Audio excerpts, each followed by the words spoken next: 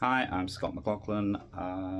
Along with my colleague, technician Colin Bradburne, we developed these rings for string preparations, which are designed to couple strings together and make some weird and interesting resonances. The version you have is probably a 3D printed one. I also have metal and wooden ones, which wooden ones is close to plastic. The metal is a little bit more of a bright sound and sometimes rattly. I'm just going to very quickly show you some of the things that work well with these and some of the things that don't. Putting it in, I should say from the start, I'm not a trained cellist. I improvise on this instrument, so some of what I'm saying, your mileage may vary as a properly trained string player, but also I've been playing with these for a long time, so I know some of the things they'll do. I think the main things just to take note of first off the bat, so they fall a lot. That happens a lot. You want to get one that pushes the strings out a little bit so it's able to sit in position, not move around too much, or it will potentially fly out. Other things you want to watch out for, I've made them very flat. If they touch the fingerboard, you can get rattling, but also it often stops the coupling action from happening. So if it touches the fingerboard, it's essentially like you're pushing down a string fully. So ideally you want them floating above the fingerboard. Your string height, etc. may make a difference to that. In terms of what they do, relative to standard string playing, the things to bear in mind are that the left hand becomes not entirely useless, but you can't do pitches the way you normally would. This completely blocks that. The other thing to note is it tends to work best with either very light and slow bowing or flautando type bowings. Your standard bow and contact point will sometimes just end up in a scratch tone. So the last thing to bear in mind is that the position, of course, that you put it in makes a huge difference in terms of pitches that come out. The thing that this does that I like about it is that because it couples the two strings together, you get this, basically multiphonics becomes so much more possible. Very difficult to control with precision. The tiniest movement in that or a differently tuned string will alter stuff, but you do get multiphonics everywhere. So bow contact point makes a huge difference to the pitches you're going to get out.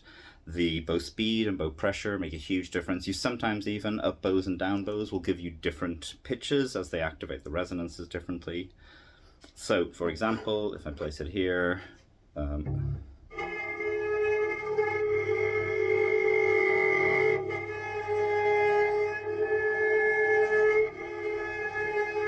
midpoints tends to give you pitches that are strongly related to where the thing is, but sometimes you'll get interferences with the two if the strings are tuned differently.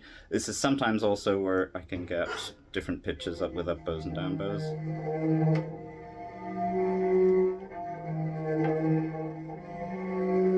Nothing with the left hand, that's just different pressures and different dynamics. When I say middle, of course, I mean in between here and here, so you're always kind of thinking relative to where this is positioned. Inevitably changing contact points, moving more sur pont can often bring out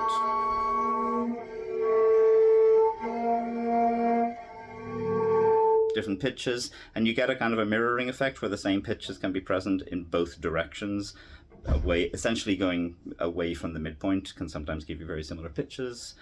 Bowing on or near the preparation itself can give very high pitches or very low pitches. Sometimes you get pitches that are lower than the tuning of either of the strings in use. Again, the coupling effect produces this.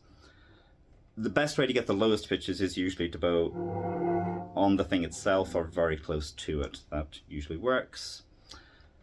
Again, it's not very predictable. The whole reason I made these was so that they have a slight unpredictability and that you have to work with the instrument in a way to see what it wants to offer, what's going to bring out. Trying to write very controlled things for these preparations is tricky because it's very contingent on everything. The humidity can change it. Last things to note, of course, double stops is fine. Inevitably, double stops will change some aspects because you're now pressing on two parts of the string. A useful way to think about this is instead of thinking of 2 strings, it's actually 4 sections. So from here to here, and here to here, or here to here, and here to here.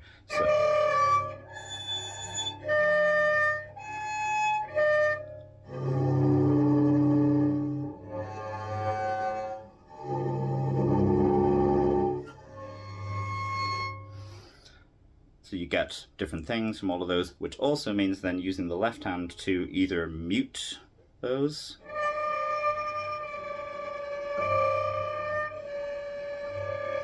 I'm not pushing the string down, that was just the effect of muting. So muting any one of the other sections can have an effect, or sometimes it doesn't.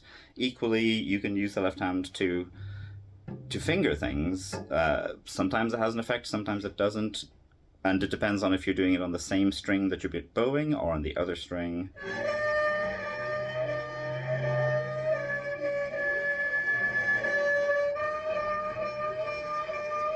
You hear you get a kind of a seagull effect sometimes, and you can hear the low pitch changes. Last thing to note is that something about the physics of this makes the instrument think its strings are about 4 times longer than they are. So you'll notice there, in real terms, I'm about a minor third in interval size from the nut.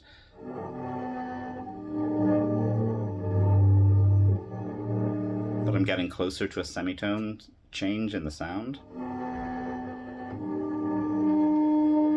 No, not that time. That time I got it higher. I think that's all I can usefully say. Of course, you can move them mid-thing. That has the effect of essentially pressing a finger against the fingerboard. They can be plucked. Obviously, you want to be a little careful with that. If you pluck too hard, it's going to fly out. That's possible.